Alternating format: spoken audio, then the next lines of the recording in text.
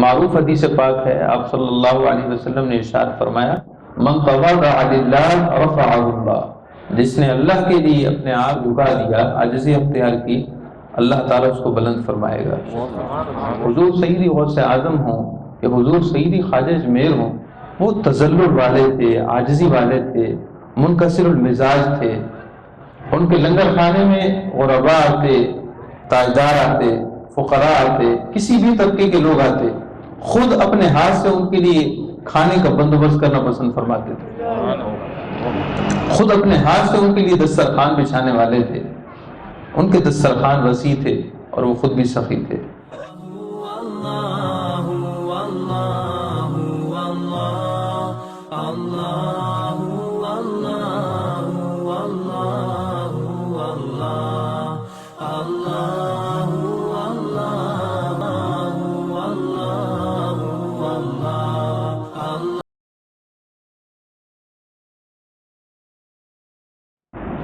صلی اللہ علی النبی الامی وآلہ واصحابہ صلی اللہ علیہ وسلم، صلاۃ و سلام علیک یا رسول اللہ، صلاۃ و سلام علیک یا رحمۃ للعالمین، وعلی آلک واصحابک یا شفیع المذنبین۔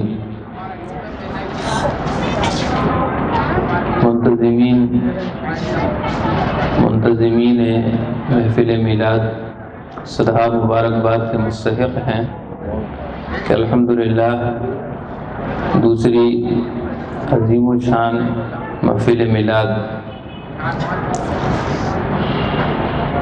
شیرازی بابا رحمۃ اللہ تعالی علیہ کے سائے میں اور انہی سے منسوب شیرازی میلاد کمیٹی نے یہ خوبصورت محفل سجائی ہے۔ اللہ رب العزت اپنے پیارے حبیب، اپنے پیارے محبوب و حبیب حضور اکرم سرور دو عالم نور مجسم صلی اللہ علیہ وسلم کی محبت میں اس محفل کو منعقد کرنا اپنی بارگاہ میں قبول و منظور فرمائے، اور اپنے نیک مقبول بندے حضور سیدی و مرشدی شیرازی بابا رحمۃ اللہ تعالی علیہ کے سائے میں ہم سب کو بیٹھنا اللہ تعالیٰ قبول و منظور فرمائے۔ ہم سب تو بیکاری ہیں، منگتے ہیں، ہم تو فقط اس لیے جمع ہوئے ہیں کہ اللہ تعالیٰ کے حبیب صلی اللہ علیہ وسلم کا ذکر ہو اور اللہ تعالیٰ کے نیک مقبول پیارے بندے کے پڑوس میں ہم سب کو بیٹھنا اور ان کا فقیر بننا نصیب ہو جائے۔ حضور اکرم سرور دو عالم صلی اللہ تعالی علیہ وسلم نے اپنے نیک مقبول بندوں کی مثال، اللہ کے نیک مقبول بندوں کی مثال ایک عطر فروش عطار سے دی ہے۔ ارشاد فرمائے کہ اللہ کے نیک بندوں کی مثال ایسے ہے جیسے کہ عطار ہوں، عطر بیچنے والے ہوں۔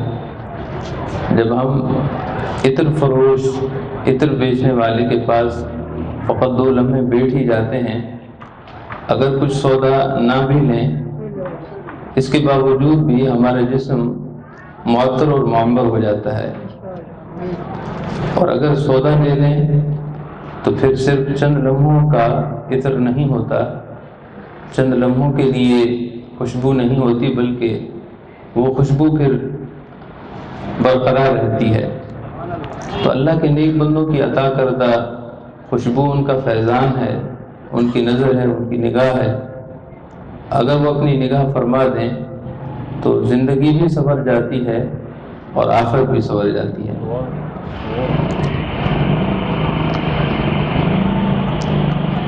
حضرت سیدنا مطرف بن عبداللہ شخیر کہ اللہ تعالیٰ کے نیک مقبول بندوں میں سے وہ گزرے ہیں، صالح تھے، متقی، پرہیزگار، اللہ کے نیک بندے تھے اور بہت بہادر تھے، نڈر اور بہادر۔ حدیث پاک میں آتا ہے کہ وہ شخص بہادر ہے جو خیر کے معاملے میں کسی ملامت کرنے والے کی ملامت کی پرواہ نہ کرے، کوئی ملامت کرے، کوئی تان کرے، مگر جو خیر کی بات ہو وہ خود بھی کرنی ہے اور دوسروں تک پہنچانی ہے۔ حضرت سیدنا مطرب بن عبداللہ الشخیر، آپ کا زمانہ تابعین کا زمانہ ہے۔ حجاج ابن یوسف بہت بڑا ظالم شخص تھا، اس وقت یہ گورنر تھا۔ تو مطرب بن عبداللہ الشخیر رحمۃ اللہ تعالی علیہ تشریف فرما تھے کہ آپ کے سامنے سے حجاج ابن یوسف کی فوج کا جرنیل، حجاج ابن یوسف جیسے ظالم شخص کی فوج کا جرنیل سپہ سالار محمد بن ابی سفرہ وہ سامنے سے گزرا۔ وَهُوَ يَتَبَخْتَرُ فِي حُلَّةِ خِزٍّ، اس محمد بن ابی سفرہ نے، جو حجاج بن یوسف کی فوج کا سپہ سالار تھا، جرنیل تھا، اس نے ریشم کا لباس پہنا ہوا تھا اور بڑے فخر سے، بڑے تکبر سے اور غرور سے چل رہا تھا۔ ریشم کا لباس مرد کے لیے ممنوع ہے جبکہ خالص ریشم ہو۔ تو سیدنا مطرب بن عبداللہ الشخیر چونکہ ایک صوفی بزرگ تھے، آپ نے اس سے فرمایا، یا عبداللہ هذه مشیۃ یبغضها اللہ ورسولہ، اے اللہ کے بندے، تم جو بھی ہو لیکن تمہاری یہ چال اللہ اور اس کے رسول کو پسند نہیں ہے۔ اس طرح تمہارا چلنا تکبر سے، غرور سے، یہ اللہ تعالیٰ کو پسند نہیں ہے۔ آپ کو عاجزی و انکساری کرنی چاہیے، اس لیے کہ کبر وہ اللہ کی شان ہے۔ کبر، بڑائی، بلندی، علویت، بلند ہونا، اعلیٰ ہونا، یہ اللہ رب العزت کی شان ہے۔ اللہ تعالیٰ کو اپنے بندوں سے عجز و انکساری پسند ہے۔ اللہ تعالیٰ کو اپنے بندوں میں سے وہ بندے پسند ہیں جن میں عاجزی ہو، تذلل ہو، انکساری ہو، وہ اللہ کو پسند ہیں۔ یہ آپ کا انداز اچھا نہیں ہے، اس طرح چلنا تکبر سے، غرور سے۔ یبغضہ اللہ ورسولہ، یبغضہ اللہ ورسولہ، اللہ اور اس کے رسول کو ناراض کرنے والا ہے یہ عمل۔ وہ تکبر میں، سراپا تکبر میں ڈوبا ہوا تھا، جیسے کہ آپ کو عرض کیا کہ حجاج ابن یوسف بڑا ظالم شخص تھا۔ سیدنا عمر بن عبدالعزیز رضی اللہ تعالیٰ عنہ حجاج ابن یوسف کے بارے میں فرماتے ہیں کہ اگر پچھلی امتوں والے اپنے اپنے زمانے کے ظالم اور فرعون لوگوں کو لا کر کھڑا کریں قیامت کے دن، اگر پچھلی امتوں والے اپنے اپنے زمانے کے ظالم شخصوں کو قیامت کے دن لا کھڑا کریں، اور اس امت میں سے اگر حجاج ابن یوسف کو کھڑا کر دیا جائے، یہ سب پر بھاری ہوگا۔ ایسا ظالم شخص تھا، ایسا ظالم شخص تھا۔ اس نے صحابہ اکرام کو شہید کرایا، صحابہ اکرام پر اس نے مظالم کے پہاڑ ڈھائے۔ تو اس کا جرنیل تھا تو اس میں بھی تکبر تھا۔ جب سیدنا مطرب بن عبداللہ الشخیر رحمۃ اللہ علیہ نے اس کو ایک نصیحت فرمائی، خیر خواہی والی بات کہی، تو اس کے پلے نہ پڑی۔ وہ الٹا کہنے لگا، اما تعرفنی، اے مطرب مجھے جانتے بھی ہو میں کون ہوں؟ مجھے نصیحت کر رہے ہو، مجھے جانتے ہو میں کون ہوں؟ شاید کہ تمہیں میرا تعارف اور پہچان نہیں ہے کہ میں کون ہوں۔ سیدنا مطرب بن عبداللہ گھبرائے نہیں، آپ نے مزید جرأت مندی کا نہ صرف جواب دیا بلکہ اس کو اپنی حقیقت دکھائی۔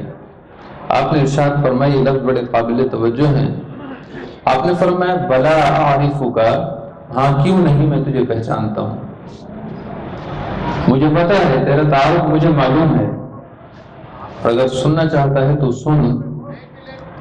اولک نطفۃ مضرۃ وآخرک جیفۃ قذرۃ، تیری ابتدا یہ ہے کہ تو ایک پانی کی حقیر سی بوند تھی، تیری ابتدا یہ ہے کہ تو ایک حقیر سا قطرہ ہے، تو ایک قطرہ حقیر ہے، اور تیری انتہا یہ ہے کہ آخر تم گل سڑ جائے گا۔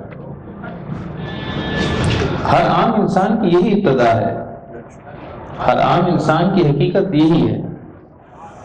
ہم خواہ کیسے بھی ہو جائیں، اونچے اونچے عہدوں پر عہدہ برا ہو جائیں، بڑے بڑے کاروبار کر لیں، اچھے اچھے لباس پہن لیں، اپنے لیے مختلف ٹائٹلز اور لقب منتخب کر لیں، اپنے آپ کو کچھ بھی سمجھتے رہیں۔ ہم عام انسانوں کا حال یہ ہے کہ ہماری ابتدا یہ ہے کہ ہم ایک حقیر سے فطرے ہیں، ہماری اول تخلیق وہی ہے۔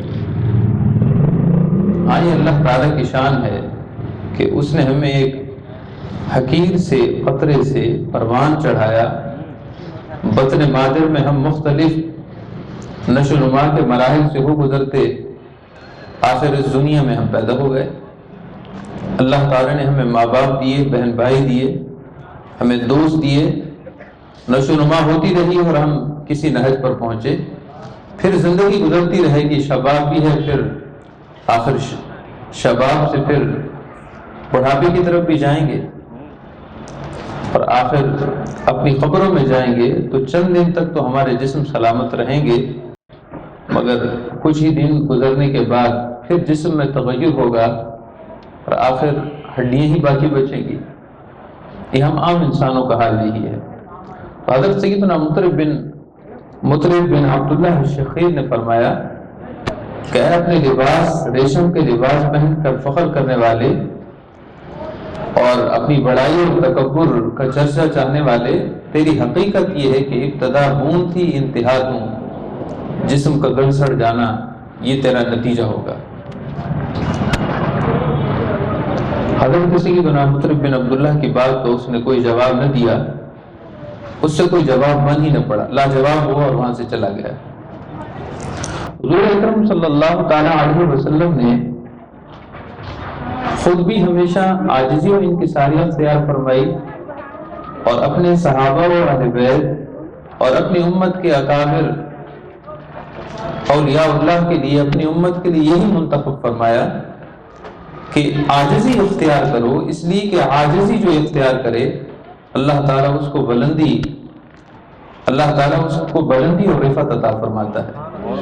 معروف حدیث پاک ہے، آپ صلی اللہ علیہ وسلم نے ارشاد فرمایا من تواضع للہ رفعہ اللہ، جس نے اللہ کے لیے اپنے آپ کو جھکا دیا، عاجزی اختیار کی، اللہ تعالیٰ اس کو بلند فرمائے گا۔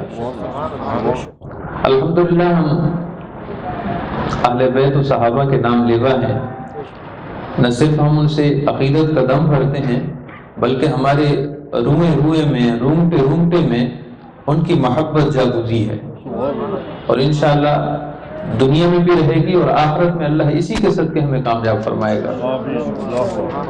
حضرت سیدنا امام حسین رضی اللہ تعالیٰ عنہ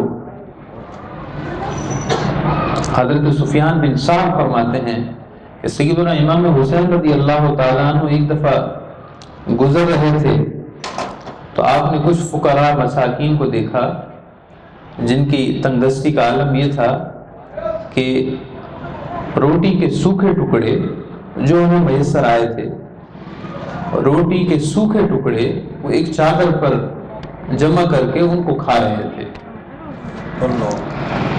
انہ مر بمساکین وهم یأکلون کسرا لهم علی کسائن، کچھ غریب تنگدست لوگ بیٹھے تھے فقراء اور ایک چادر پر روٹی کے سوکھے ٹکڑے وہ رکھ کر بیٹھے تھے اور اس کو کھا رہے تھے۔ جب انہوں نے نواسہ رسول امام حسین رضی اللہ تعالیٰ عنہ کو گزرتا دیکھا تو دعوت پیش کی، یا ابا عبداللہ الغذا، اے نواسہ رسول نگاہ کرم فرمائیے، آپ بھی تشریف فرما ہوں، آپ کے لیے دعوت طعام ہے۔ اب ہم جیسا کوئی شخص ہوتا تو وہ تو اپنے لیے تذلل سمجھتا کہ مجھے ایسے طعام کی طرف بلایا جا رہا ہے، کیا میرے لیے یہ ہے کہ مجھے اس طرح چٹائی پر بیٹھ کر سوکھے ٹکڑوں کی دعوت دی جائے؟ تو وہ تو اپنا مذاق اور استہزاء سمجھے گا۔ سیدنا امام حسین رضی اللہ تعالیٰ عنہ سواری پر تھے، سواری اب گھوڑا تھا یا کوئی اور سواری تھی، بہرحال آپ سواری پر تھے، فنزل، آپ فوراً سواری سے اتر آئے اور یہ کہتے ہوئے ان کے ساتھ بیٹھ گئے، انہ لا یحب المستکبرین، اللہ تعالیٰ بڑائی چاہنے والوں کو پسند نہیں فرماتا، میں عاجزوں میں سے ہوں میں اللہ تعالیٰ کے حضور عاجزی کرنے والا ہوں. انہ لا یحب المستکبرین، اللہ تعالیٰ تکبر کرنے والوں کو پسند نہیں فرماتا. اور ان کے ساتھ بیٹھ کر روٹی کے سوکھے ٹکڑے جیسے وہ کھا رہے تھے آپ بھی کھانا شروع ہو گئے. جب کھا چکے تو فرمایا کہ قد اجبتکم فاجیبونی، تم نے مجھے دعوت کی، تم نے مجھے بلایا، میں نے تمہاری دعوت کا انکار نہیں کیا، میں تمہارے ساتھ بیٹھ گیا، میں نے تمہاری دعوت کو قبول کیا. فانطلقوا معه، اب میری بھی دعوت ہے، میرے ساتھ چلو. چنانچہ ان سب کو آپ ساتھ لے کر چلے. سخی گھرانہ ہو تو بچہ بچہ سخی ہوتا ہے، سخی گھرانہ ہو تو بچہ بچہ سخی ہوتا ہے. اور سادات تو اللہ تعالیٰ کی رحمتوں کے ساتھ وہ سخی ہیں جن کے صدقے سخاوت کی خیرات ملتی ہے. آپ نے فرمایا میرے ساتھ چلو. چنانچہ آپ ان کو ساتھ لے گئے اور گھر میں جو ماحضر تھا، جو کچھ آپ کو مہیا تھا، وہ سب ان کے سامنے پیش کیا اور اپنے طور پر ان کے لیے ضیافت کا اہتمام کیا. تو محترم معزز سامعین کرام، اس وقت جس ماحول اور معاشرے میں ہم پنپ رہے ہیں، جس ماحول اور معاشرے میں ہم سانس لے رہے ہیں، اس ماحول میں اور بالخصوص ہمارے گھر کے ماحول میں ہمیں عاجزی، عجز و انکساری نہیں سکھائی جا رہی. لباس میں بھی اس قدر بڑائی ہے کہ اگر خدا نہ خواستہ کبھی ایسا ہو کہ ہمیں بغیر استری کیا ہوا لباس پہننے کو کہا جائے تو ہم سمجھتے ہیں یہ کیسے ممکن ہے. بغیر استری کے لباس نہیں پہنتے لوگ، حالانکہ ان کے ذرائع آمدنی بہت محدود ہیں، لیکن خام خواہ اپنے آپ کو ایسی چیزوں کا عادی کر رکھا ہے جو ضروری نہیں تھی، غیر ضروری چیزوں کو ضروری بنا دیا ہے. بغیر استری کے لباس ایک بچہ نہیں پہنتا، جس کو یہ معلوم ہی نہیں ہے کہ عزت کیا ہوتی ہے، ذلت کیا ہوتی ہے. تو یہ تو ایک چھوٹی سی مثال ہے. ہمارے گھروں میں ہمارے والدین کو چاہیے کہ بچوں کو تعیش پرستی کا سبق نہ دیں، بچوں کو عیش نہ دیں، بلکہ ان کو ساتھ میں کلفت کے مراحل خدا نہ خواستہ پیش آنے والے ہیں، یہ زندگی میں آ سکتے ہیں، ان کے لیے ان کا ذہن تیار رکھیں.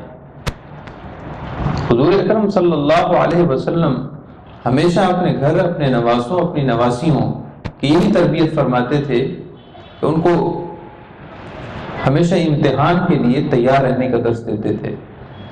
وہ آپ نے معروف حدیث سنی ہے، امام حسن و امام حسین بارگاہ رسالت میں حاضر ہوئے، کھجور کا ٹوکرا پیش کیا گیا، وہ صدقات تھے، وہ کھجور صدقات کے کھجور تھے. تو امام حسن تھے یا امام حسین تھے، انہوں نے کھجور کا ایک دانہ منہ میں رکھ لیا. آپ نے فوراً سے فرمایا کخ کخ، فوراً سے آپ نے اپنی انگشت مبارک ان کے دہن مبارک میں لے کر وہ کھجور نکال دی اور فرمایا کہ یہ ہمارے لیے حلال نہیں ہے. حالانکہ آپ بچے تھے، چھوٹی عمر تھی، مگر آپ دیکھیے تربیت وہاں سے فرمائی. تو بچوں کی تربیت ضروری ہے، بچوں کی تربیت ضروری ہے. ان کا اٹھنا، ان کا سونا، ان کا جاگنا، ان کا کھیلنا، ہر چیز پر نگاہ اور نظر. ہم تو چھوٹے بچوں کو موبائل ہاتھ میں تھما دیتے ہیں. ہماری مائیں، ہماری بیٹیاں، ہماری بہنیں جب صاحب اولاد ہوتی ہیں تو موبائل تھما دیتی ہیں بچوں کو. اب وہ کون سے کارٹونز دیکھ رہے ہیں، کیا دیکھ رہے ہیں، اس کی انہیں خبر نہیں ہے. حالانکہ جو چیز دیکھی جاتی ہے، سنی جاتی ہے، اس کا اثر انسان کے کردار پر ہوتا ہے. جو چیز دیکھی جاتی ہے، سنی جاتی ہے، اس کا اثر کردار پر ہوتا ہے، انسان کی آگے آنے والی زندگی پر ہوتا ہے. بہت سی چیزیں جو ہم معمولی سمجھتے ہیں وہ معمولی نہیں، غیر معمولی ہوتی ہیں اور آگے آنے والی زندگی پر اثر انداز ہوتی ہیں. آپ نفسیات کے ماہرین کے پاس جائیں، جو ماہرین نفسیات ہیں، وہ کہیں گے کہ ایک چھوٹی سی بات جو بچپن میں ایک بچہ سنتا ہے، اس کا اثر اس کی زندگی کے اگلے مراحل پر ہوتا ہے اور بڑا گہرا ہوتا ہے. تو پھر وہ بچے جو موبائل فون پر کارٹونز دیکھتے ہیں، اس میں فائٹنگ بھی دیکھتے ہیں، اس میں ہنسی مذاق بھی دیکھتے ہیں، اس میں مذہب اور اسلام کے ساتھ ٹکرا جانے والے کئی متضاد خیالات پر مبنی کارٹونز بھی دیکھتے ہیں۔ ان کو مندر بھی دکھائے جاتے ہیں، ان کو چرچ بھی دکھائے جاتے ہیں، ان میں ان کو مختلف مذاہب کی عبادات بھی دکھائی جاتی ہیں۔ اب ہم کہتے ہیں کوئی بات نہیں، بچہ ہے دیکھ رہا ہے تو وقت پاس کر رہا ہے، اس کو کیا پتا چرچ کیا ہے اور مندر کیا ہے، اور اس کو تو کچھ خبر نہیں ہے۔ اس کو خبر ہے، اس لیے کہ جب بچہ مدرسے میں جا کر الف با تا سا پڑھتا ہے تو یہ جو الف با تا سا ہے یہ اس کو آگے آنے والی اسلامی سبق، اسلامی زندگی کا پہلا سبق ہے۔ بالکل ایسے ہی فساد کی بنیاد بھی فساد بنتی ہے۔ مشہور مثال ہے کہ قطرے قطرے سے دریا بنتا ہے، بس یہی مثال آپ لے لیں۔ ہمارے ہاں بچوں کی تربیت پر بالکل توجہ نہیں ہے، بچے ہوں یا بچیاں ہوں، ہم ان کو آسانی کا درس دیتے ہیں، آسانی کا درس دیتے ہیں۔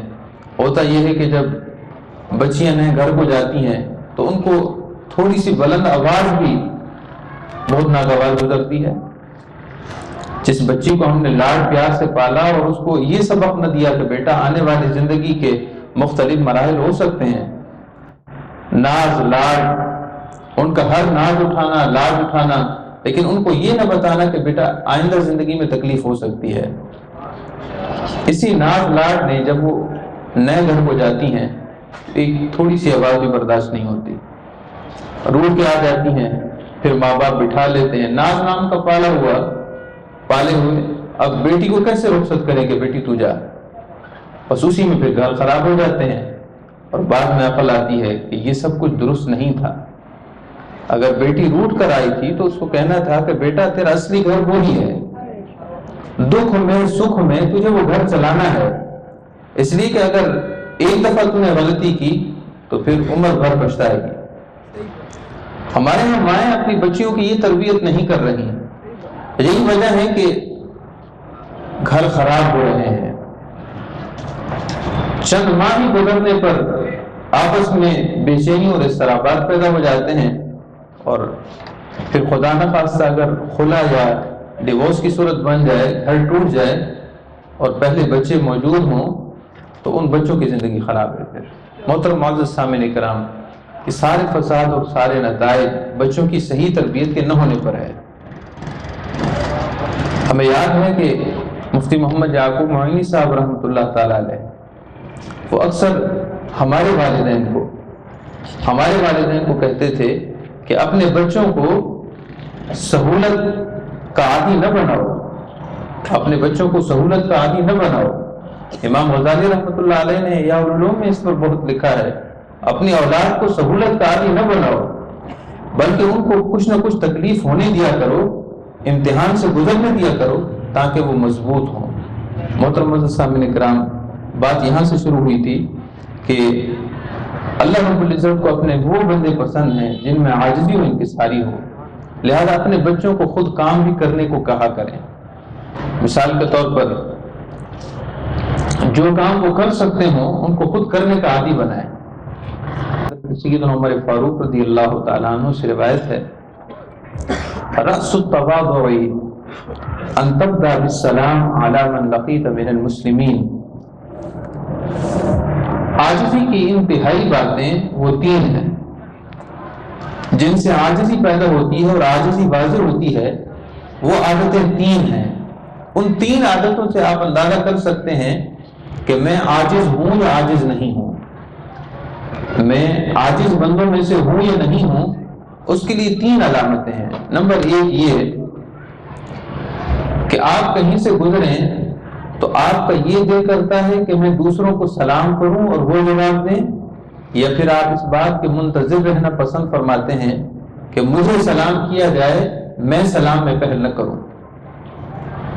اگر آپ یہ چاہتے ہیں کہ آپ سلام میں پہل کریں، دوسرا کوئی جواب دے تو بھی ٹھیک ہے، نہ جواب دے تو بھی ٹھیک ہے، مگر سلام میں پہل میں ہی کروں گا، تو اس کا مطلب اللہ تعالیٰ نے آپ کو عاجزی کی نعمت عطا فرمائی ہے، آپ میں تذلل ہے، عاجزی ہے۔ اور اگر آپ یہ پسند کرتے ہو کہ نہیں، سلام مجھے دوسرے کریں وہ سلام میں پہل کریں، میں اتنی بڑی شخصیت ہوں، میرا رتبہ یا میرا عہدہ یہ ہے کہ مجھے میرے ماتحت لوگ سلام کریں، تو اس کا مطلب آپ میں عاجزی نہیں ہے۔ خواہ زبان سے کہیں میں عاجز ہوں، میں ناکارہ ہوں، میری تو کوئی اہمیت نہیں، میں تو احقر ہوں، زبان سے 100 وظیفے کر لیں، مگر تکبر اور عاجزی کیفیت قلب کا نام ہے۔ تکبر اور عاجزی یہ دل کی کیفیت کا نام ہے۔ اگر اندر سے کیفیت یہ ہے کہ میں کچھ نہیں ہوں، لا شے ہوں، تو اس کا مطلب آپ اللہ تعالیٰ کے متواضع اور منکسر المزاج بندے ہیں۔ اور اگر یہ معاملہ نہ ہو تو پھر اس کا مطلب یہ کہ آپ میں عاجزی نہیں ہے۔ دوسری بات ارشاد فرمائی وَأَن تَرْضَىٰ بِالدُّوَنِ مِنَ الْمَجْلِسِ، کہ آپ محفل میں آئے، کسی تقریب میں گئے ہیں، اور جو بھی آپ کو جگہ بیٹھنے کی مل گئی آپ وہیں بیٹھ گئے، اور یہ خواہش نہ رکھی کہ مجھے آگے والی نشستوں پر بٹھایا جائے، یا مجھے لوگ ہاتھوں ہاتھ لیں اور کم سے کم پیچھے تو نہ بٹھائیں، آگے ہی بٹھائیں۔ اگر دل میں یہ کیفیت ہے تو اس کا مطلب آپ میں عاجزی نہیں ہے، آپ میں تذلل نہیں ہے، اور جہاں بیٹھنے کی جگہ مل گئی وہیں بیٹھ گئے، اور دل شاکی نہیں ہے، دل میں شکوہ نہیں ہے، دل افسردہ نہیں ہے، بلکہ آپ یہ سمجھتے ہیں کہ جہاں بھی جگہ مل گئی، مل تو گئی جگہ، کہیں تو بیٹھ گیا میں۔ اگر یہ کیفیت ہے تو عاجزی ہے، ورنہ نہیں ہے۔ ہمارے یہاں یہ بڑا مسئلہ ہے، ہم میں عاجزی نہیں ہے، تذلل نہیں ہے، تذلل نہیں ہے۔ یہی وجہ ہے کہ ہم تقریبات میں، خاص طور پر اگر خاندانی تقریبات میں جائیں تو پھر ہر شخص کی اندرونی کیفیت ظاہر ہو جاتی ہے۔ خاندان میں یہاں تو اب ہم سب تو شرازی بابا رحمۃ اللہ علیہ کے مہمان ہیں، جہاں بھی بیٹھ گئے ہم سب منگتے ہیں، اوپر ہیں یا نیچے ہیں سبھی منگتے ہیں، لیکن جب خاندان کی نجی محافل ہوتی ہیں پھر وہاں اندازہ ہو جاتا ہے کہ کس میں عاجزی ہے کس میں نہیں ہے۔ آپ کے ہاں دامادوں کا بڑا مسئلہ ہے، داماد کی عزت نہیں کی گئی تو پھر وہ تو سمجھتا ہے کہ میری تو بڑی تحقیر ہو گئی، میری تو عزت ہی نہیں کی گئی، پھر اس کا وہ مختلف نوعیتوں میں جواب بھی دینے کی کوشش کرتا ہے، گھر میں جا کر شکایت کر دی، یہ کر دیا وہ کر دیا۔ ایسا نہیں ہونا چاہیے، ایسا نہیں ہونا چاہیے۔ اگر کوئی آپ کو عزت دے رہا ہے تو یہ اس کا بڑا پن ہے، اگر آپ کو عزت نہیں دے رہا تو عزت نہ دینے سے آپ کی عزت کم نہیں ہوئی۔ وَتُعِزُّ مَن تَشَاءُ وَتُذِلُّ مَن تَشَاءُ، عزت تو اللہ کی طرف سے ہے، اور عزت نہ ہو تو وہ بھی اللہ کی طرف سے ہے۔ اگر اللہ کے ہاں آپ متقی اور پرہیزگار ہیں تو آپ معزز ہیں، خواہ وہ کہیں بھی بیٹھ گئے ہیں، اور اگر اللہ کے ہاں معزز نہیں ہے تو آپ کو جتنی بھی عزت دے دی گئی، اگر اللہ کے ہاں آپ معزز نہیں ہیں تو آپ کہیں بھی معزز نہیں ہیں۔ محترم معزز سامعین کرام، انسان کی ابتدا اور انتہا وہ اس کی حقیقت ہے۔ تو ارشاد فرمائیں کہ 3 باتیں ہیں جن سے انسان کا عاجزی ہونا، عاجز ہونا اور اس کا متکبر ہونا پہچان لیا جاتا ہے۔ اگر انسان دوسروں کو سلام میں پہل کرنا چاہتا ہو کہ میں پہل کروں سلام میں، اس کا مطلب وہ عاجزی والا ہے۔ ایسے ہی اگر کسی محفل میں گیا اور اس کو کہیں بھی بیٹھنے کو جگہ مل گئی اور اس نے یہ خواہش نہ رکھی کہ مجھے آگے بٹھایا جائے، اس کا مطلب وہ عاجزی والا ہے۔ اور تیسری بات یہ ہے وَأَن تَكْرَهُ أَن تُذَكَّرَ بِالْبِرِّ وَالتَّقْوَىٰ، تو بڑی اہمیت کی بات ہے۔ اگر آپ نمازی ہیں، متقی ہیں، پرہیزگار ہیں، اور اللہ تعالیٰ کی عطا کردہ توفیق سے آپ نیک کام کر رہے ہیں، لیکن آپ چاہتے ہیں کہ میری نیکی کا چرچا نہ ہو، لوگ میری تعریف نہ کریں، میری نیکی کی تعریف نہ کریں، یہ چاہت ہے کہ میری لوگ نیکی کا چرچا نہ کریں، اس کا مطلب آپ میں عاجزی ہے، تذلل۔ لیکن خدا نہ خواستہ اگر ہم یہ چاہیں کہ میں نیکی کروں اور لوگ میری نیکی کا چرچا بھی کریں، میں صالح ہوں اور میری صالحیت کا لوگ ایک دوسرے کو کہیں کہ فلاں شخص صالح ہے، میرے بارے میں نیک نامی کی شہرت ہو جائے، لوگ میری نیک ہونے کو شہرت دے دیں، فلاں شخص نیک ہے، فلاں شخص نیک ہے، اگر دل میں یہ چاہت ہے، اگر لوگ نہ بھی کریں اور چاہت ہے تو اس کا مطلب پھر تکبر ہے۔ محترم معزز سامعین کرام، حضور اکرم صلی اللہ تعالی علیہ وسلم جب صحابہ کرام میں بیٹھتے تھے، حالانکہ آپ امام الانبیاء ہیں، نبیوں کے بھی امام ہیں، سید الانبیاء ہیں، سید الرسول ہیں، اللہ تعالیٰ کے نبیوں اور رسولوں کے بھی رسول ہیں، لیکن اس کے باوجود جب آپ صحابہ میں بیٹھتے تھے، ایک نہیں درجنوں حدیثیں ہیں، جب صحابہ میں بیٹھتے تھے تو اپنے گھٹنوں کو آپ صحابہ کرام کے گھٹنوں سے آگے نہیں کرتے تھے۔ بات ختم ہو گئی۔ صحابہ کرام میں جب بیٹھتے تھے تو ان میں جب بیٹھتے تھے تو اپنے گھٹنوں کو آگے نہیں کرتے تھے، ان سے آگے نہیں بیٹھتے تھے، صحابہ کرام کے درمیان بالکل برابر بیٹھتے تھے۔ اور آپ صلی اللہ علیہ وسلم کی بارگاہ میں جب کوئی مشروب پیش کیا جاتا، دودھ یا نبیذ کوئی مشروب پیش کیا جاتا، آپ دائیں ہاتھ سے صحابہ کو پلانا شروع کرتے، سب سے پہلے صحابہ کو پلاتے تھے، اور جب ادھر سے سارے دائرے میں صحابہ کرام کو پلا لیتے تو سب سے آخر میں نوش فرماتے تھے اور فرماتے تھے ساقی القوم آخرہم، جو لوگوں کو پلانے والا ہو وہ سب سے آخر میں پیتا ہے۔ آپ نے کبھی بھی صحابہ کرام کی موجودگی میں اس طرح اجتماعی مشروب پیش کیا گیا ہو، کبھی ایسا نہیں ہوا کہ آپ نے پہلے پیا ہو، کبھی ایسا نہیں ہوا۔ آپ صلی اللہ علیہ وسلم ہمیشہ آخر میں پیتے تھے۔ یہ تو آپ کی عاجزی و انکساری تھی۔ سیدہ ام المؤمنین عائشہ صدیقہ رضی اللہ عنہ فرماتی تھی، آپ کا لباس مبارک قابل پیوند ہو جاتا، اس پر پیوند لگانے کی ضرورت ہوتی، سوئی سے سینہ پڑتا، تو آپ ہم سے نہ فرماتے تھے کہ میرا لباس ہے اس کو پیوند لگا دیا جائے، اس کو درست کر دیا جائے، بلکہ خود اپنے دست مبارک میں سوئی لے کر اپنا لباس مبارک درست فرما لیتے تھے۔ ازواج مطہرات فرماتی کبھی آپ نے ہم سے نہیں فرمایا۔ البتہ ازواج مطہرات آپ صلی اللہ علیہ وسلم کو زحمت نہیں دیتی تھی، تکلیف نہیں دیتی تھی، خود آپ کے سارے کام کاج درست فرما لیتی تھی، لیکن اس کے باوجود آپ صلی اللہ علیہ وسلم کو یہ پسند تھا۔ بلکہ اس سے بڑھ کر آپ سنیں کہ نبی پاک صلی اللہ علیہ وسلم کے نعلین شریفین، آپ کے جوڑے مبارک اگر وہ قابل مرمت ہو جاتے تو آپ اپنے دست مبارک سے ان کو خود ہی درست فرما لیتے تھے، اور آپ فرماتے تھے کہ اس میں عاجزی پیدا ہوتی ہے، اس میں عاجزی پیدا ہوتی ہے۔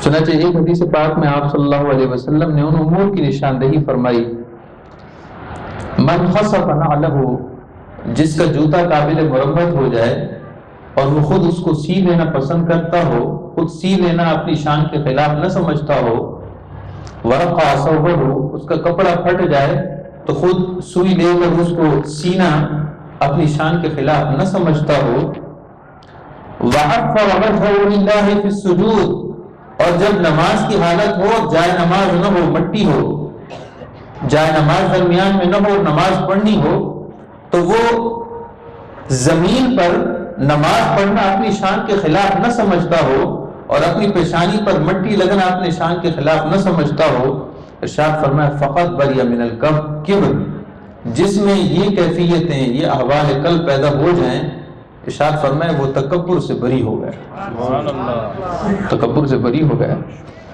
اور ایک اور حدیث پاک میں آپ نے دیگر امور کا بھی ارشاد فرمایا، من لبس الصوف، جو ان کا لباس پہن لیتا ہو، یعنی جو لباس بھی آ جائے پہن لیا، یہ نہ کہا کہ مجھے یہ لباس چاہیے وہ لباس، جو میسر آ گیا پہن لیا، وانتعل المخفوض، اور اپنے جوتے خود مرمت کر لیے، ورکب حمارہ، اور دراز گوشت پر سوار ہو گیا، یعنی کوئی بھی سواری میسر آ گئی اس پر سوار ہو گیا، وحلب شاتہ، اور اپنی بکری کا دودھ دوہ لیا، یعنی گھر کے وہ امور جو عام طور پر خواتین کرتی ہیں وہ کر لیتا ہو، امور خانہ داری، گھر کے کام بھی خود کر لیتا ہو، وَأَكَلَ مَعَ عَيَالِهِ، اور اپنے گھر والوں کے ساتھ کھانا کھاتا ہو، وَجَالَسَ الْمَسَاكِينَ، غریب فقراء مساکین تنگ دست لوگوں کے ساتھ بیٹھ جاتا ہو، ارشاد فرمائے فقط محل اللہ تعالی عنہ الکبر، اللہ تعالیٰ صرف اس سے تکبر کو دور ہی نہیں بلکہ اس سے تکبر کو مٹا دے گا۔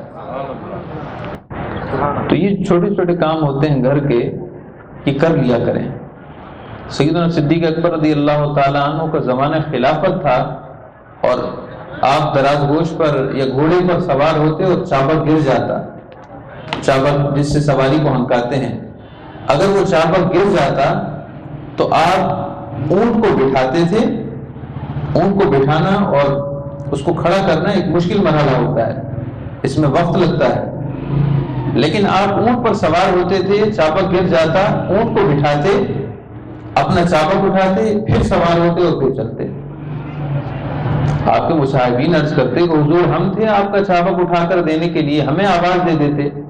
آپ فرماتے نہیں، میں نے حضور اکرم صلی اللہ علیہ وسلم سے سنا کہ اے ابو بکر صدیق رضی اللہ تعالیٰ عنہ اپنا کام اپنے ہاتھ سے کیا کرو۔ اس میں عاجزی پیدا ہوتی ہے، یہ نہیں کہ کسی اور سے کہا کہ تو کوئی گناہ ہے، گناہ نہیں ہے، مگر یہ کہ اپنے ہاتھ سے کام کرنے میں انسان میں عاجزی پیدا ہوتی ہے۔ ہر کام دوسروں کو کہا، پانی کا گلاس بھی چاہیے تو گھر والوں کو کہا، حالانکہ خود اٹھ کر پی سکتا ہے۔ ہر چیز جو دوسروں کو کہنے کا عادی ہو، اس میں عاجزی کم ہی پیدا ہوتی ہے۔ اب آخر میں ایک بات سن لے، چونکہ وقت کافی ہو چکا ہے، درود پاک پڑھی، اللہم صلی علی محمد وعلی آل محمد وبارک وسلم۔ سیدنا عمر بن عبد العزیز رضی اللہ تعالیٰ عنہ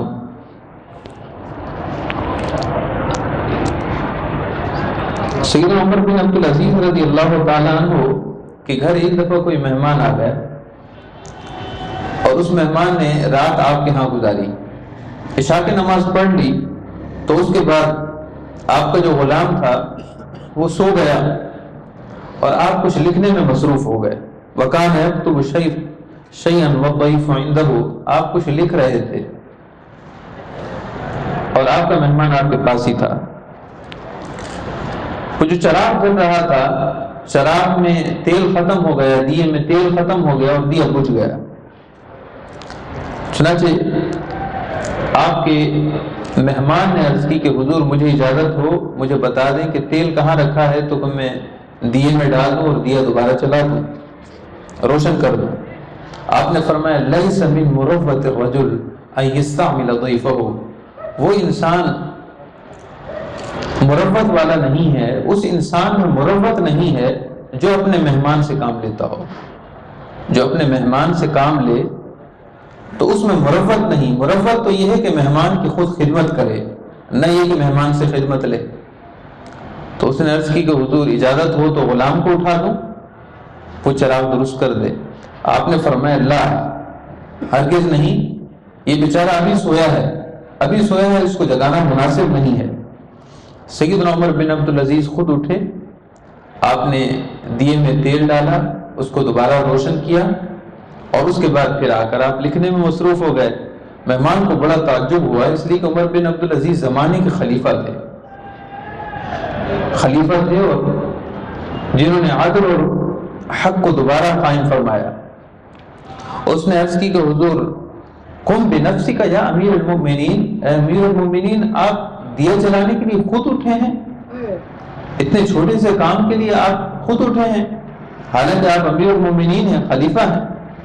آپ نے ارشاد فرمائی، جواب سننے والا ہے، آپ نے فرمایا ذهبت وانا عمر ورجعت وانا عمر، جب میں چراغ درست کرنے کے لیے گیا اس وقت بھی عمر بن عبد العزیز تھا، اور جب چراغ درست کر واپس آ کر بیٹھا ہوں اب بھی عمر بن عبد العزیز ہوں۔ میری ذات میں کوئی فرق نہیں آیا، چراغ جلانے سے میں کوئی چھوٹا نہیں ہو گیا، میں وہی عمر بن عبد العزیز ہوں۔ تو انسان اپنے کام خود کر لیا کرے تو شخصیت میں فرق نہیں آتا، بلکہ اللہ کی قسم وقار میں اضافہ ہوتا ہے، وقار میں اضافہ ہوتا ہے۔ اللہ تعالیٰ لوگوں کے دلوں میں محبت بٹھا دیتا ہے، جو جانتے ہوں وہ بھی محبت کرتے ہیں، جو نہیں جانتے وہ بھی بن دیکھے محبت کرتے ہیں، بن دیکھے محبت ہو جاتی ہے۔ یہ ایک اللہ تعالیٰ کی طرف سے عطا کردہ خیرات ہے، جو اللہ کے لیے اپنے آپ کو عاجزی اور انکسار میں ڈھال لیتا ہے، اللہ تعالیٰ لوگوں کے دلوں میں اس کی محبت ڈال دیتا ہے۔ حضور سیدی غوث اعظم ہوں کہ حضور سیدی خواجہ اجمیر ہوں، وہ تذلل والے تھے، عاجزی والے تھے، منکسر المزاج تھے۔ ان کے لنگر خانے میں غرباء آتے، تاجدار آتے، فقراء آتے، کسی بھی طبقے کے لوگ آتے، خود اپنے ہاتھ سے ان کے لیے کھانے کا بندوبست کرنا پسند فرماتے تھے، خود اپنے ہاتھ سے ان کے لیے دسترخوان بچھانے والے تھے، ان کے دسترخوان وسیع تھے اور وہ خود بھی سخی تھے۔ محترم سامعین کرام، الحمدللہ ہم نے یہ محفل سجائی ہے تاکہ اللہ رب العزت اس کی برکتیں ہم سب کو عطا فرمائے۔ ان برکتوں کو سمیٹنے کے لیے ہم سب کو نماز سے ابتدا کرنی ہوگی۔ نماز اول ہے، نماز اللہ تعالیٰ کے دین اسلام کی بنیاد ہے، نماز مومن کی معراج ہے، نماز ہمارے پیارے آقا صلی اللہ علیہ وسلم کی آنکھوں کی ٹھنڈک ہے۔ اگر یہ نہیں تو کچھ بھی نہیں، یہ نہیں تو کچھ بھی نہیں۔ نماز ہی ہے جس کے صدقے دیگر نیکیاں قیامت کے دن قبول ہوں گی۔ اگر نماز کا نصاب مکمل ہے تو سب مکمل ہے، اور اگر نماز کا نصاب مکمل نہیں تو کچھ بھی نہیں۔ ہمیں چاہیے کہ 5 وقت کی نماز پابندی سے پڑھیں۔ ہمارا بچہ، ہماری بچیاں جو اسکولوں اور دیگر تعلیمی اداروں میں پڑھتے ہیں، ان کو سلیبس دیا جاتا ہے، 5 سبجیکٹ ہیں یا 7 ہیں، وہ لازمی ہے۔ اگر وہ ان میں پاس نہیں ہوں گے، کامیاب نہیں ہوں گے، تو ان کو ناکام قرار دے دیا جاتا ہے، وہ اگلے درجے کو نہیں جاتے، اگلی کلاس میں نہیں بیٹھ سکتے، اس لیے کہ وہ ان بنیادی مضامین ہی میں کمزور ہیں۔ تو نماز آخرت کا ایک لازمی نصاب ہے، اس کے بغیر آخرت کی کامیابی ممکن نہیں ہے۔ آپ صلی اللہ علیہ وسلم نے ارشاد فرمایا، قیامت کے دن سب سے پہلا سوال نماز کا ہوگا۔ قیامت کے دن سب سے پہلے نماز کے بارے میں پوچھا جائے گا۔ اگر یہ نماز کا معاملہ مکمل ہوا تو اللہ تعالیٰ اس کی برکت سے سارے معاملات مکمل فرما دے گا، اور اگر نماز کا معاملہ مکمل نہ ہو تو دنیا اور آخرت کی رسوائی ہے۔ من تہاون بالصلوات الخمس فی الجماعہ، جو شخص 5 وقت کی نماز با جماعت میں سستی کرتا ہو، اللہ تعالیٰ اس کے لیے دنیا کی زندگی میں اس کی 3 نقصانات اور نماز نہ پڑھنے کی وجہ سے 3 پریشانی وہ مبتلا ہو جاتا ہے۔ سب سے پہلے یہ کہ ترفع البرکۃ من کسبہ ورزقہ، رزق سے برکت اٹھ جاتی ہے، بے نمازی کے رزق میں برکت نہیں رہتی۔ ولا يقبل منه سائر عمله، اس کے دیگر نفلی کام، دیگر عبادات درجہ قبولیت کو نہیں پہنچتے۔ وينزع سیما الخیر من وجہہ، اور اللہ تعالیٰ اس کے چہرے سے خیر کو اٹھا دیتا ہے، اس کے چہرے میں نور نہیں ہوتا۔ اللہ تعالیٰ ہم سب کو دنیا اور آخرت کی کامیابی نصیب فرمائے۔ اللہ تعالیٰ منتظمین محفل کی محنت کو دام درہم سخن، تمام کوشش کرنے والوں اور محبین کی خدمت کو، عقیدت کو اپنی بارگاہ میں قبول و منظور فرمائے۔ وما علینا الا البلاغ۔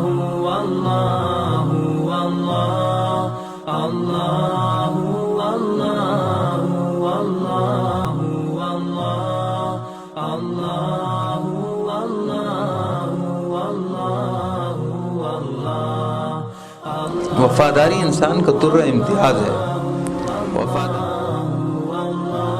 یہاں ممکنہ تکالیف کے لیے اتنے لائے عمل تیار ہوتے ہیں، اتنی کوشش کرتے ہیں کہ ہم درس کا خلاصہ آپ لب لباب لے لیں کہ یہ 7 باتیں کہ آپ صلی اللہ علیہ وسلم سے اگر آہستہ سے کوئی بات کرنی، سیدہ فاطمہ عرض کرتی ہیں، یا اللہ میرا جی نہیں بھرا،